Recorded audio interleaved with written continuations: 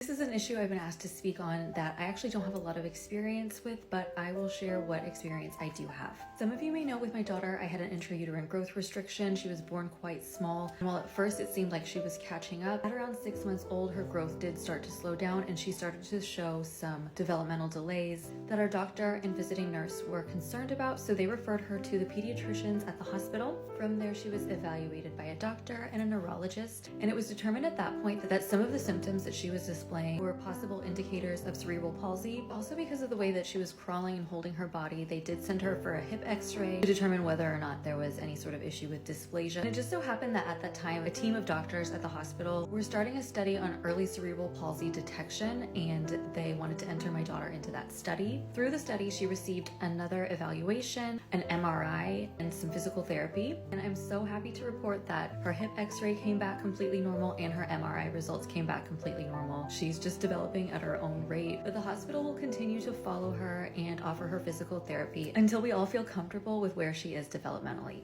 With that said, speaking from experience, I know that it can be more difficult to get intervention and resources for developmental differences for your kids at a later age. I will say that if you really bring issues to your health professional's attention as soon as possible, it's definitely possible to get a great deal of resources, and of course that's completely included in our country's healthcare system.